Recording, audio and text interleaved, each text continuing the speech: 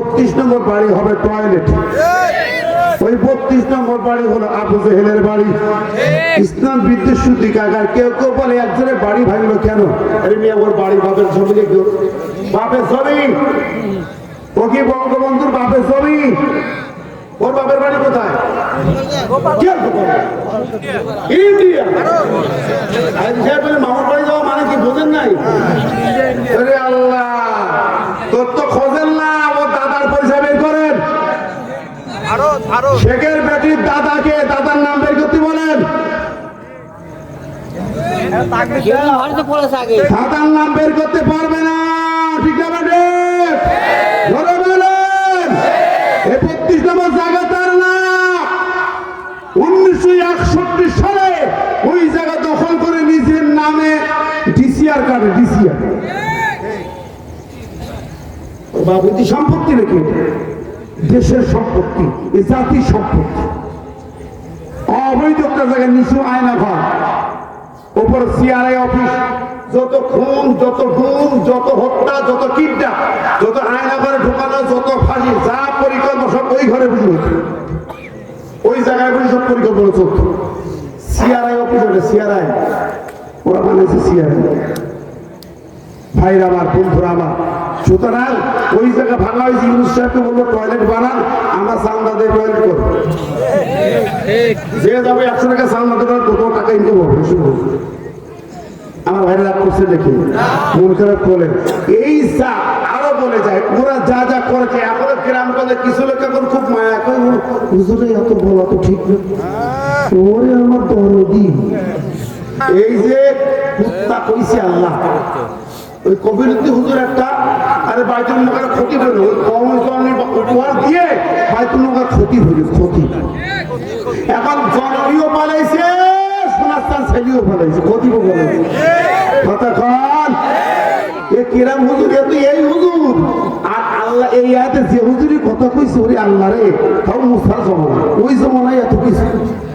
বালামিদের বাবার কথা, জগৎ ছেড়ে আলেম, পৃথিবী সেরা আলেম ছিলেন। এমন আলেম কোথায়? হাত তুলে যা চাইতো আল্লাহর কাছে আল্লাহ কবুল করত। হাত তুলে দোয়া করলেই কবুল। ওনাকে বলা হয়েছে মুস্তাজাবুদ দাওয়া, যার দোয়া ডাইরেক্ট কবুল। এর একটা বড় হুজুর, তার কাছে ওই জাতির কাছে বার্তা এলো, মুসার বাহিনী আসবে ওই দেশে, জিহাদের বাহিনী আসতেছে, ইসলামী আন্দোলন নবীন নেতৃত্বে আসতেছে এদেশে। ওই দেশের নেতারা, তাগুত নেতারা, যারা কোরআনের সঙ্গে রাজনীতির কোন সম্পর্ক খুঁজে পায় না, এরাই তো তাগুত। কি করে? রাজনীতির সাথে কোরআন নেই বলে না। এখনো কিছু 5-8টা লিডার আছে, এরাও খায়, এরাও খায়, এরা তো ওই একই পথে যাবি, ভণ্ডামি করবি, কোরআনের সাথে গাদ্দারি করবি, আলেমদের সাথে বিয়াদবি করবি, একই রাস্তায় যাবে। কতক্ষণ কি ভুল কইছে? ঠিকই তো কইছে। একবার খেয়ে গেছে, আর একবার খাওয়া রেডি হয়ে গেছে, তোর চলে নাম তো ধরি করবে, যার চলাটা ভাষণ হয়ে গেছে। কেন বলবে না? খাওয়ানোর দিন শেষ করে দেওয়া হবে, ঠিক না ঠিক? জাতি সোচ্চার থাকেন। যদি কেউ অফিসের কোন কর্মকর্তা ঘুষ চায়, বাম হাত দিয়ে ঠাস কি চল পাঠাবে, কোন কথাই। যদি কোনো অসুবিধা আমার কাছে ফোন দেবেন, আমি আসবো। ঘুষ জানি ভাই,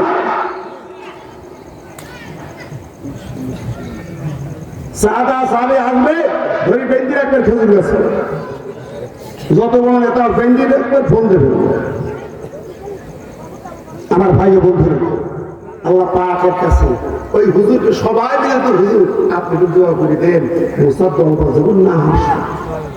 হুজুর প্রথম দিন ফিরে গেছে, পরে ওরা আবার আইছে, কোটিপতি বড় বড় লোক, নেতা কত লোক, এক বস্তা সোনা দানা আসলে ধরি, একটা বস্তা নেই, ওর একটা বস্তা নেই। আমাদের দেশে যখন ব্রিফ কেস ব্যবহার করে, তখন যুগে বস্তা ছিল, এরকম বাক্স না, বস্তায় ভরি আনবে। এই নে হুজুরের সামনে হুজুরেই থাকবে, একটু দোয়া করে দেন, দেশের স্বার্থে, জাতির স্বার্থে দোয়া করেন। যেরকম ওই কবিরুদ্দিরা দেশের স্বার্থে, জাতির স্বার্থে দোয়া করলো, কওমি জননী, ও বললো জান্নাতি রমণী। আমার এই হুজুর বালামির যে বড় হাত ধরলো, একবার বস্তার দিকে তাকায়, একবার নেতার দিকে তাকায়, হাত তুলে দোয়া করতে চাই, জিহ্বা আর এড়িয়ে যায়, জিহ্বা ব্যাকা হয়ে যাচ্ছে, কথা বের হচ্ছে না। বলে কি হইল, মনে মনে কথা কয় মুসার পক্ষে পথ দিয়ে, তখন জিহ্বা সোজা হয়ে যাচ্ছে, কাম হয়ে যাচ্ছে। দুনিয়া গেল, আখেরাতে গেল। হুজুর হাত তুলে বসে আছে, চোখের পানি ঝরঝর করে পড়ে। আর আমার আল্লাহ জিবরিল জানিয়ে দেয়, ওয়ালা উশিনা লারাফানাহু বিহা ওয়ালাকিন্নাহু আখলাদা ইলাল আরদ ওয়াত্তাবা হাওয়াহু ফামাসালু কামাসালিল কাল ইন তাহমিল আলাইহি ইয়ালহাস আও তাতরুকুহু ইয়ালহাস। ওই এত বড় লুভি, একটা হাড্ডি ছিঁড়ে মারলো কুত্তায়, কিন্তু হাড্ডির গাছ জিহ্বা লাগায়। পাথর ছিঁড়ে মারবেন, কুত্তা পাথর যে জিহ্বা লাগায়। এত লুভি। আল্লাহ ওকে আমি এত বড় মর্যাদা দিলাম, পৃথিবীর সেরা তার সম্মান দিলাম, আর সেই সম্মান ফুলচিত করি দুনিয়াদার হয়ে গেল, দুনিয়ার মানুষের গোলাম হয়ে গেল। আমি আল্লাহ করে দিলাম মাসালুল কম, এরা হলো কুকুরেরা কুকুরের সমান। ঠিক না বেটি? জোরে বলেন। 23 সালে ইমাম সম্মানে কেউ গেছিল, এই মুশারফ ভাই কারা গেল, কারা কারা গেছিল? আমার মুরিদ এই হাজার হাজার নাই লক্ষ ইমাম ওই খুনি হাসিনাকে সাপোর্ট করতে সম্মেলনে গেল। লক্ষ আলেম সোহরাওয়ার্দী উদ্যানে যাইয়া হাসিনার সঙ্গে হ্যান্ডশেক করি বলল কওমে জননী। তাহলে এদেশের আলেমদের সাথে গাদ্দারি করলো, ঠিক না বেটি? ইসলামের সাথে গাদ্দারি করেছে, দুনিয়ার লোভে, দুনিয়ার মায়ায়, দুনিয়ায় কিছু পাওয়ার আশায় যারা এগুলো করেছে, যারা চাকরির আশায় কিংবা বড় বড় পদের আশায়, অর্থের লোভে যা কিছু দালালি করেছে, গোলামি করেছে, চাটুকারিতে করেছে, আল্লাহ এই টুপিয়ালা দাঁড়িয়েলা আলেম, ইমাম, মুয়াজ্জিন, হাজী, গাজী, মুসল্লি যারা, আল্লাহ তাদেরকে পায় ওরা হলো কুকুরের জাত। আমার ভাই বন্ধু, শেষ কথা হলো, যারা কোরআনের বিরুদ্ধে, আল্লাহর কালামের বিরুদ্ধে যাবে, বাধা দেবে, মাহফিলে কিংবা কথায় আইনের বিরুদ্ধাচরণ করবে, উতুল্লিন বাধা জালিকা জালিম, ওরা হলো জারজ সন্তান। ওরা কি জোরে গান নাকি? আরো জোরে। এই জায়গার মাঠের মাহফিলে যারা বাধা দিয়েছিল ওরা কি? ঠিক না বা ঠিক? কোরআন কইছে, কোরআনের বিপক্ষে যে যাবে সে বেজন্ম। যে মাহফিলে চল্লিশ দ্বারা জারি করে, যে অফিসার, যে ওসি, যে নেতা, যে মেম্বার, যে চেয়ারম্যান বাধা দেবে, চল্লিশ জারি করবে, সে বেজন্ম, সে জারজ সন্তান। এই কথা কার? আমার কথা না, কার কথা? সম্মানিত হাজির, সুতরাং মুসলমানের সন্তানের জন্ম নিয়েছেন, আল্লাহর কালামের বিরুদ্ধে গেলেই মুসলমান তো শেষ, আর নিকৃষ্ট পরিণতি।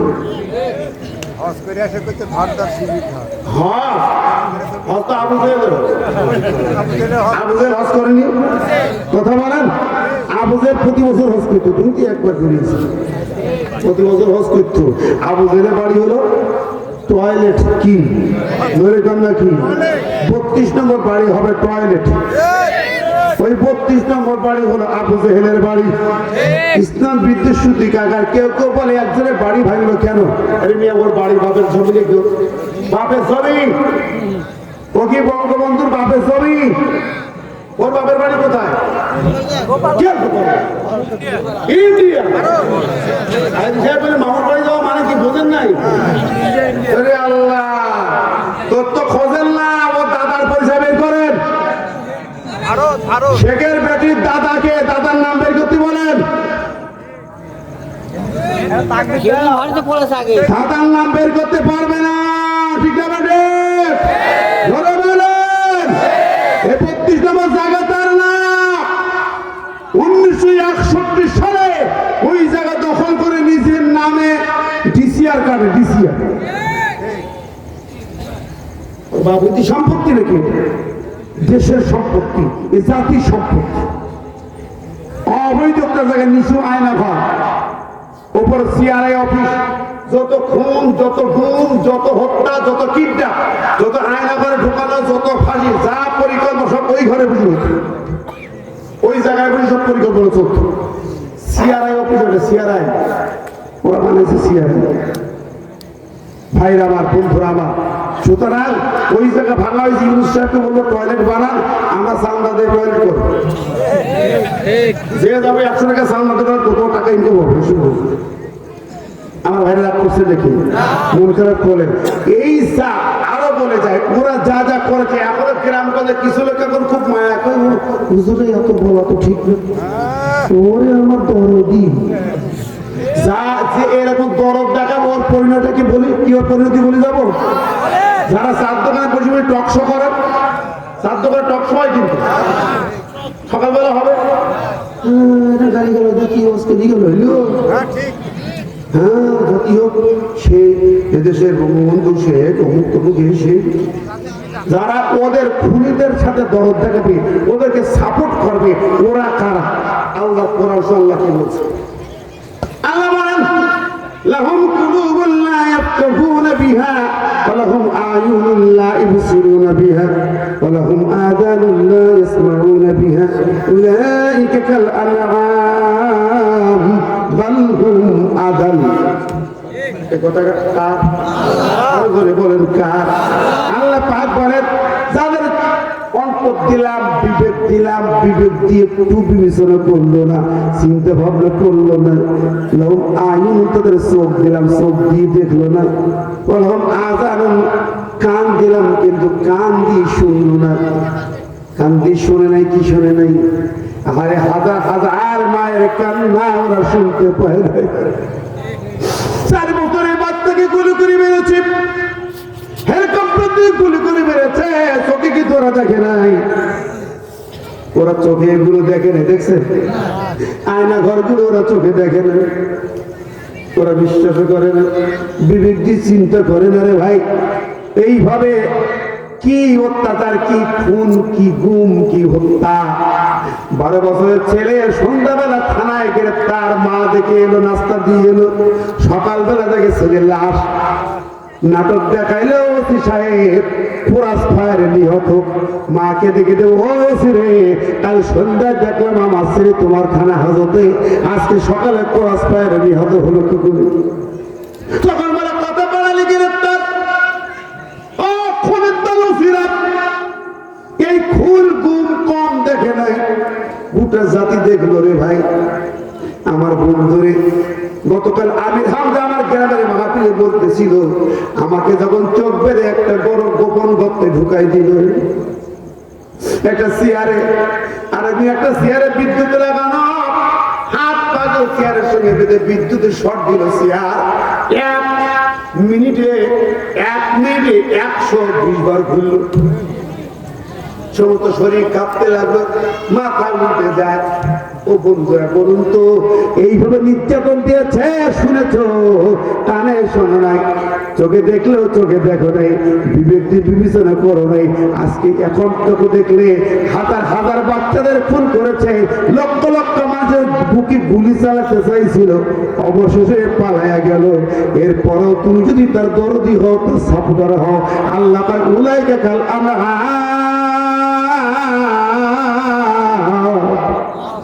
ওরা চতুষ্পদ জন্তু জানোয়ার। কি চতুষ্পদ জন্তু জানোয়ার? শুধু না, বালহুম আযাল, বরং তার চেয়ে নিকৃষ্ট। সূরা আনফালের 22 নম্বর আয়াতে আল্লাহ পাক আর বলেন, ইন্না শাররাত দাওয়াবি ইনদাল্লাহি আসসুম্মুল বুকুল্লাযিনা লা ইয়াকিলুন। সূরা আনফাল 22 নম্বর আয়াত। যারা বিবেক দিয়ে বিবেচনা করল না, বুবা পথিক অন্যায় সাপোর্ট করলো, বুবা হয়ে গেল, সাপোর্টার নীরব, সাপোর্টার নীরব ঘাতক। আমার আল্লাহ কয় ওরা ইন্না শাররাত দাওয়াবি, ওরা এই পৃথিবী হিংস্র হায়না জন্তু জানোয়ারের চেয়ে ওরা নিকৃষ্ট। কে বলছে? আল্লাহ। জোরে জন্য কে?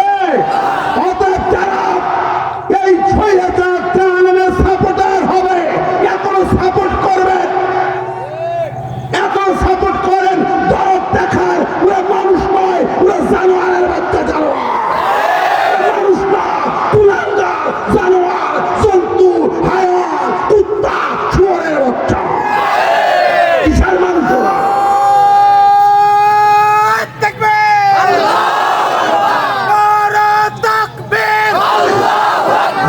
আমার ধর্ষণের বাংলায় স্বৈরাচারের ঠাঁই নাই। আল কোরআনের আলো সংসদে চালো। নারায়ে তাকবীর। এই ভাই রাগ করছেন নাকি? কেটা উঠছে, যেটা উঠবে সেটা ওই সাপোর্টার, ওই কাতারে যাবে। ঠিক না ঠিক? একটা লোক উঠে বাড়ি গেলে ওই কাতারে যাবি, কিন্তু সোজা হয়ে যাবো। এই বসে চুপ করুন। আর একটা কথা বলি যাই, শোনেন, ওদের পরিণতি যা হয়েছে, উকি চুকি মাসে একবার উকি দিয়েছে, 32 নম্বর বাড়ি শেষ। এবার উকি দিলে গোপালগঞ্জের নাম থাকবে না।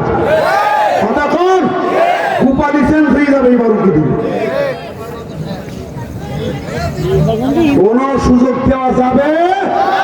হ্যাঁ, শোনেন, কেন ওদের পরিণতি খারাপ হবে? আল্লাহ পাক সূরা আল-ইমরান 112 নম্বরে আয়াত পড়বেন। আল্লাহ বলছেন, ওরে যেখানেই যাবি, কই যাবি, যুরিবাত আলাইহিমুজ জিল্লাতু আইনা মা সুকিফু, ওরে যেখানেই যাবি তোর অপমান হবে, লাঞ্ছনা হবে, গঞ্জনা হবে, বিপদে পড়বি যেখানেই যাবি। কার কথা? কেন, কি কারণে? আরেকটা বলে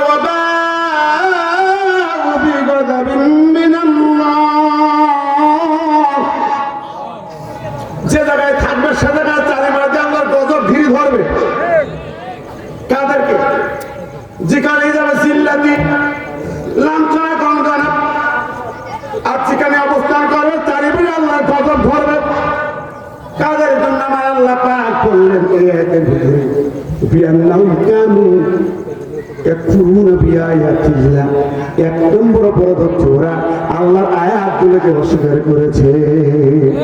ঠিক না ঠিক?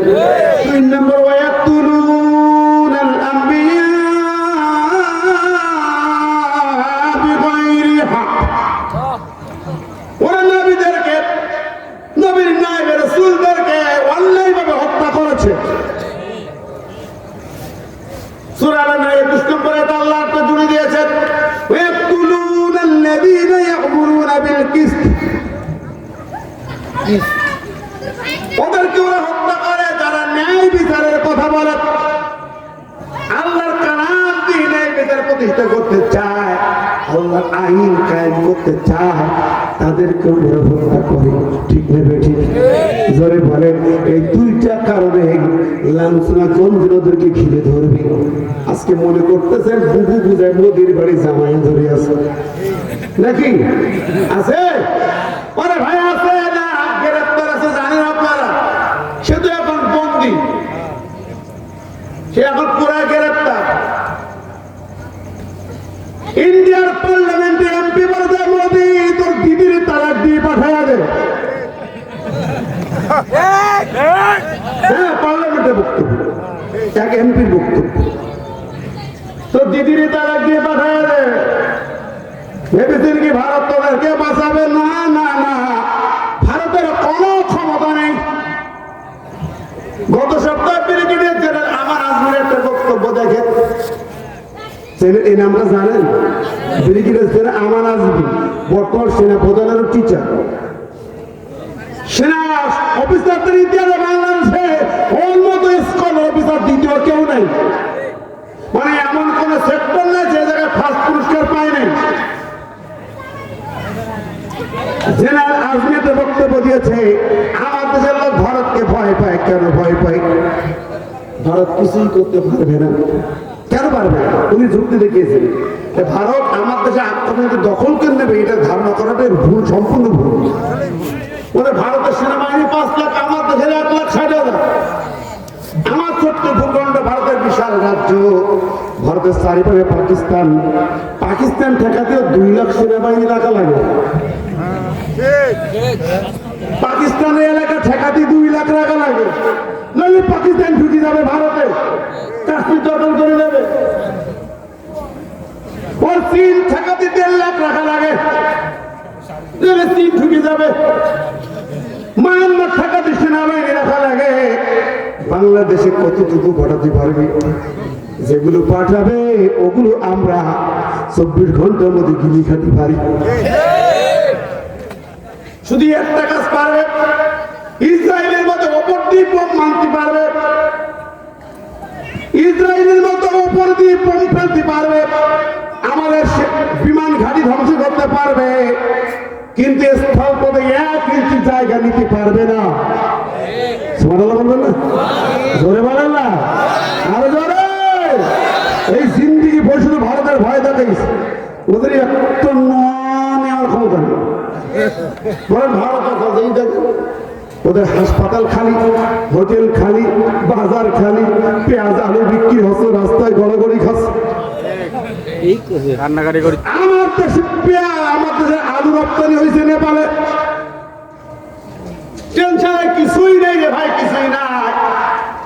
বরং আমরা ঘোষণা দিয়েছি, আমি কিছু সেনাবাহিনীকে জেনারেলদের সাথে আমার কথা হয়েছিল, পরিষ্কার কথা, বাংলাদেশে সেনা সৈনিক আর অফিসার রিটায়ার্ড পার্সন আছে 15 লাখ। তারা বুক পেতে দেবে তারা সামনে। আর আমাদের দেশের নাগরিকদেরকেও এখন ট্রেনিং নেওয়া লাগবে। ভারতটা যদি আমার দেশের সীমানায় আসে, বাংলাদেশের সেনাবাহিনীর সঙ্গে এই দেশের এই 16 কোটি মুসলমান থাকবে কিনা? থাকতে রাজি আছেন কিনা? রাজি আছেন কিনা? আল্লাহ দুয়ারে বুকে ভারত কেন, আমেরিকা কেন কোনো অপশক্তি ঢুকতে দেওয়া হবে না। 16 কোটি তৌহিদি জনতা বুকের তাজা রক্ত দিয়ে দেবো। রাজিয়াদের কারা কারা দু হাত তুলে দেখা দেখা।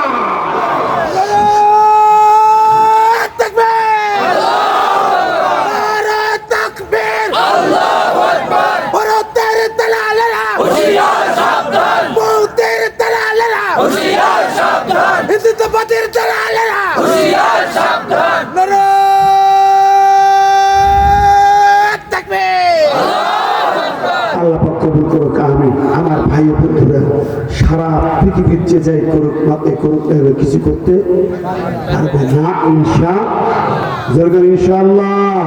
এদেশের মুসলমানদের বুকের ভিতরে আছে শাহজালালের রক্ত, আমার রক্তের শিরায় আছে শাহ মখদুমের রক্ত, ঠিক না ঠিক? এই জন্য তার বুকের পাজরে খানজান আলীর রক্ত আছে না নাই? আপনার আমার বুকের পাজরে রক্তের ভিতরে আল্লামা সাইদির সেই ইঞ্জেকশন পুশ করার সেই সব বেদনা আছে না নাই? আল্লামা সাইদিকে ইঞ্জেকশন পুশ করেছে যারা, সেই ডাক্তার থেকে শুরু করে আওয়ামী কর্মী যারা আছো, জালেমের কাল একটারও ক্ষমা হবে না। সাইদির উপরে বিচার না পর্যন্ত আমরা ঘরে ঘুমাতে চাই না, চাই না, চাই না। হাত তুলে দেখা।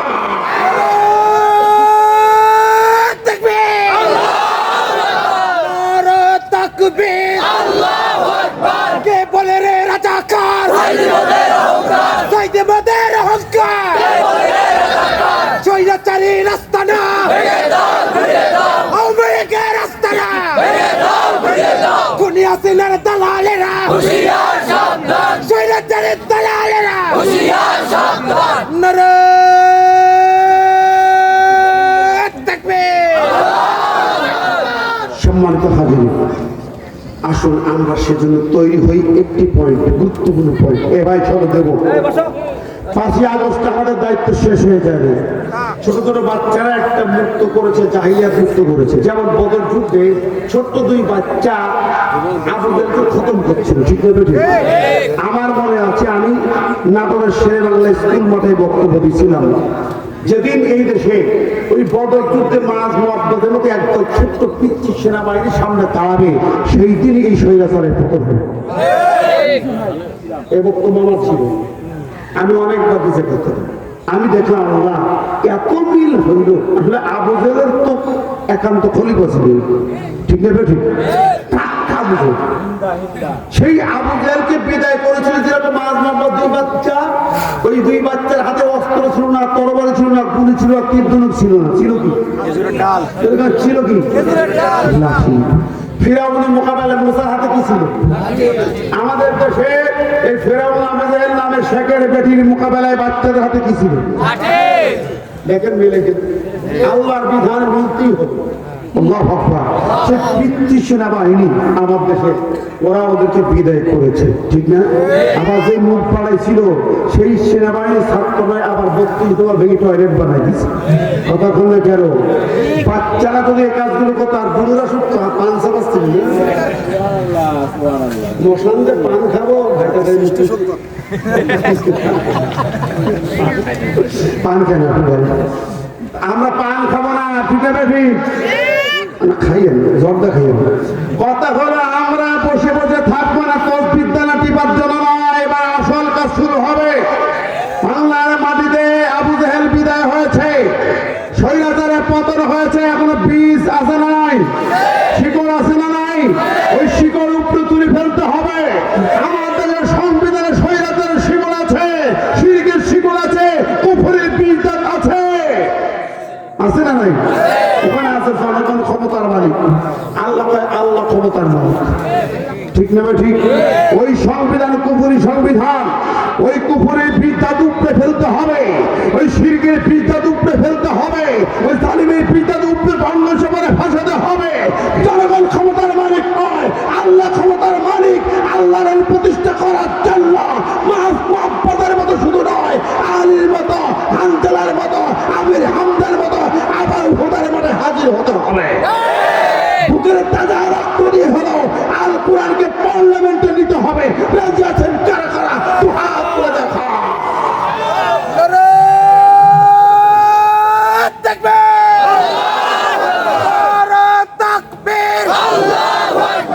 আমরা সবাই রাসূল সেনা, ভয় করি না বুলেট বোমা, ভয় করি না বুলেট বোমা, আমরা সবাই রাসূল সেনা।